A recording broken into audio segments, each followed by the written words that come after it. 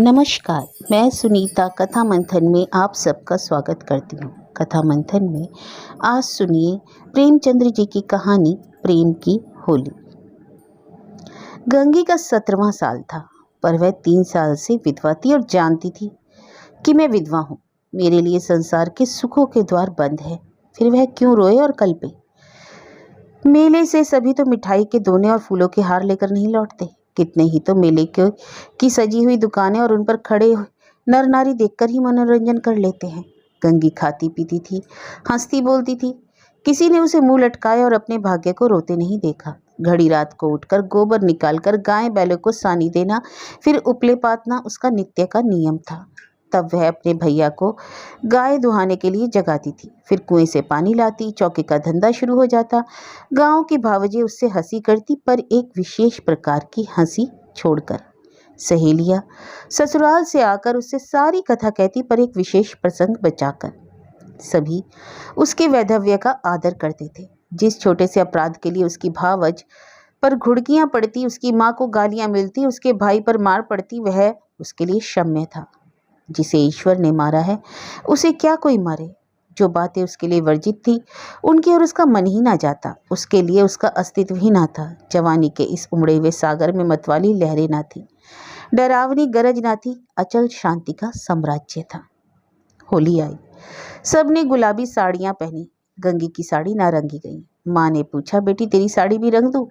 गंगी ने कहा, नहीं अम्मा, यूं ही रहने दो। भावज ने फाग गाया, वह पकवान बनाती रही, वह इसी में आनंद था उसको। तीसरे पहर दूसरे गांव के लोग होली खेलने आए। यह लोग भी होली लौटाने जाएंगे। गांव में तो यही परस्पर व्यवहार है। मेको महतो ने भंग बनवा रखी थी। चरस, गांजा, माजूम सब कुछ लाए थे। गंगी ने ही भांग पीसी थी, मीठी अलग बनाई थी, नमकीन अलग। उसका भाई पिलाता था, वह हाथ धुलाती थी। जवान सिर नीचा किए पीकर चले जाते। बूढ़े गंगी से पूछ लेते, अच्छी तरह हो ना बेटी, या चूहल करते। क्यूरी गंगिया, भावस तुझे खाना नहीं देती जो इतनी दुबली हो गई है? गंगिया हंसकर रह जाती। देह क्या उसके बस की थी, ना जाने क्यों वह मोटी हुई थी। भांग पीने के बाद लोग फाग गाने लगे। गंगिया अपनी चौखट पर खड़ी सुन रही थी। एक जवान ठाकुर गा रहा था। कितना अच्छा स्वर था, कैसा मीठा। गंगिया को बड़ा आनंद आ रहा था। माँ ने कई बार पुकारा, सुन जा, वह ना गई। एक बार गई भी तो जल्दी से लौट आई। उसका ध्यान उसी गाने पर था। ना जाने क्या बात उसे खींचे लेती थी, बांधे लेती थी। जवान ठाकुर भी बार बार गंगिया की ओर देखता और मस्त हो होकर गाता। उसके साथ वालों को आश्चर्य हो रहा था, ठाकुर यह सिद्धि कहाँ मिल गई। वह लोग विदा हुए, तब भी गंगिया चौखटे पर खड़ी थी। जवान ठाकुर ने भी उसकी ओर देखा और चला गया। गंगिया ने अपने बाप से पूछा, कौन गाता था दादा? मेकू ने कहा, कोठार के बुद्धू सिंह का लड़का है, गरीब सिंह। बुद्धू रीति व्यवहार में आते जाते थे। उनके मरने के बाद अब वही लड़का आने जाने लगा। गंगी, यहाँ तो पहले पहल आया है ना? मेकू, हाँ, और तो कभी नहीं देखा। मिजाज तो बिल्कुल बाप का सा है, और वैसी ही मीठी बोली। घमंड तो छू भी नहीं गया। बुद्धू के बगार में अनाज रखने को जगह ना थी, पर चमार को भी देखते तो पहले हाथ उठाते। वही इसका स्वभाव है। गोरू आ रहे हैं। गंगी पगैया लेने भीतर चली गई। वही स्वर उसके कानों में गूंज रहा था। कई महीने गुजर गए। एक दिन गंगी गोबर पात रही थी। सहसा उसने देखा वही ठाकुर सिर झुकाए द्वार पर से चला जा रहा है। वह गोबर छोड़कर उठ खड़ी हुई। घर में कोई मर्द ना था, सब बाहर चले गए। वह कहना चाहती थी, ठाकुर बैठो, पानी पीते जाओ, पर उसके मुंह से बात न निकली। उसकी छाती कितनी जोर से धड़क रही थी। उसे एक विचित्र घबराहट होने लगी। क्या करे, कैसे रोक ले। गरीब सिंह ने एक बार उसकी ओर ताका और फिर आंखें नीची कर ली। उस दृष्टि में क्या बात थी कि गंगी के रोए खड़े हो गए। वह दौड़ी दौड़ी घर में गई और माँ से बोली, अम्मा वह ठाकुर जा रहे हैं, गरीब सिंह। माँ ने कहा, किसी काम से आए होंगे। गंगी बाहर आई तो ठाकुर चला गया था। वह फिर गोबर पाथने लगी, पर उपले टूटे टूटे जाते थे। आप ही आप हाथ बंद हो जाते, मगर फिर चौंक कर पाथने लगती, जैसे कहीं दूर से कानों में आवाज आ रही हो। वही दृष्टि आंखों के सामने थी। उसमें क्या जादू था, क्या मोहिनी थी। उसने अपनी मूक भाषा में कुछ कहा। गंगी ने भी कुछ सुना। क्या कहा यह वह नहीं जानती, पर वह दृष्टि उसकी आंखों में बसी हुई थी। रात को लेटी तब भी वही दृष्टि सामने थी। स्वप्न में भी वही दृष्टि दिखाई दी। फिर कई महीने और गुजर गए। एक दिन संध्या समय मेकू द्वार पर बैठे सन कात रहे थे कि गंगी बैलों को सानी चला रही थी कि सहसा चिल्ला उठी, दादा दादा ठाकुर। मेकू ने सिर उठाया तो द्वार पर गरीब सिंह चला आ रहा है। राम राम हुआ। मेकू ने पूछा, कहाँ गरीब सिंह, पानी तो पीते जाओ। गरीब आकर एक माची पर बैठ गया। उसका चेहरा उतरा हुआ था, वह कुछ बीमार सा जान पड़ता था। मेकू ने कहा, कुछ बीमार थे क्या? नहीं तो दादा। मेकू, कुछ मुंह उतरा हुआ है, क्या सूद ब्याज की चिंता में पड़ गए? गरीब, तुम्हारे जीते मुझे क्या चिंता है दादा? मेकू, बाकी तो दे दी ना? हाँ दादा, सब बेबाक कर दिया। मेकू ने गंगी से कहा, बेटी जा कुछ ठाकुर को पानी पीने को ला, भैया हो तो कह देना चिल्लम दे जाए। गरीब ने कहा, चिल्लम रहने दो दादा, मैं नहीं पीता। मेकू, अब की घर ही तमाकू बनी है, स्वाद तो देखो, पीते तो हो। गरीब, इतना बेअदब ना बनाओ दादा, काका के सामने चिल्लम नहीं छुई, मैं तुमको उन्हीं की जगह देता हूँ। यह कहते कहते उसकी आंखें भर आई। मेकू का हृदय भी गदगद हो उठा।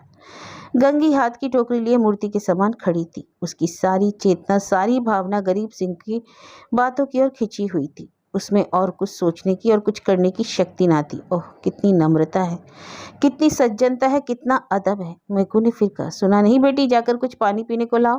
गंगी चौंक पड़ी, दौड़ी हुई घर में आई, कटोरा मांझा, उसमें थोड़ी सी राब निकाली, फिर लोटा गिलास मांझ कर शरबत बनाया। माँ ने पूछा, कौन आया है रे गंगिया? गंगी, वह है ठाकुर गरीब सिंह। दूध तो नहीं अम्मा, रस में मिला देती है? क्यों नहीं, हाड़ी में देख ले, माँ ने कहा। गंगी ने सारी मलाई उतारकर रस में मिला दी और लोटा गिलास लिए बाहर निकली। ठाकुर ने उसकी ओर देखा। गंगी ने सिर झुका लिया। यह संकोच उसमें कहाँ से आ गया? ठाकुर ने रस पिया और राम राम करके चला गया।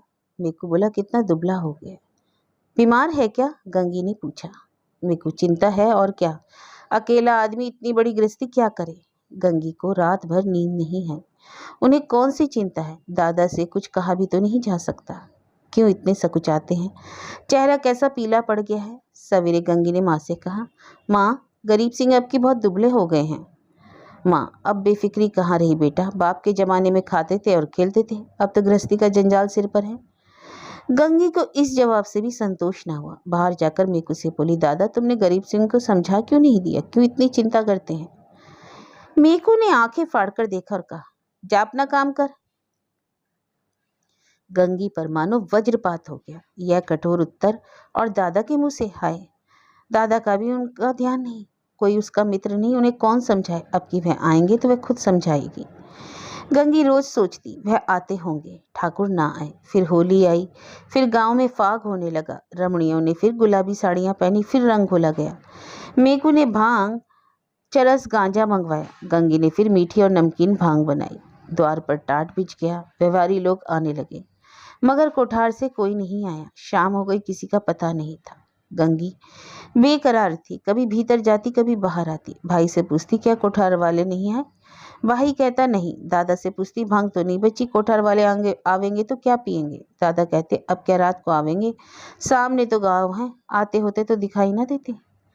रात हो गई, पर गंगी को अभी तक आशा लगी हुई थी। वह मंदिर के ऊपर चढ़ गई और कोठार की ओर निगाह दौड़ाई। कोई ना आता था। सहसा उसे उसी सिवाने की ओर आग दहकती हुई दिखाई दी। देखते देखते ज्वाला प्रचंड हो गई। यह क्या, वहाँ आज होली जल रही है? होली तो कल ही जल गई, कौन जाने वहाँ पंडितों ने आज होली जलाने की शायद बताई हो, तभी वे लोग आज नहीं आए, कल आएंगे। उसने घर आकर मेकू से कहा, दादा कोठार में तो आज होली जली है। मेकू धुत पगली, होली सब जगह कल जल गई। गंगी, तुम मानते नहीं हो, मैं मंदिर के पर से देख आई, होली जल रही है। ना पतियाते हो तो चलो मैं दिखा दूं। चल, अच्छा देखूं, मेकू ने कहा। मेकू ने गंगी के साथ मंदिर की छत पर आकर देखा। 1 मिनट तक देखते रहे, फिर बिना कुछ बोले नीचे उतर आए। गंगी ने कहा, है ना होली की नहीं, तुम ना मानते थे? मेकू, ये होली नहीं है रे पगली, चिता है, कोई मर गया है, तभी तो आज कोठार वाले नहीं आए। गंगी का कलेजा धक से हो गया। इतने में से किसी ने पुकारा नीचे से, मेकू महतो, कोठार के गरीब सिंह गुजर गए।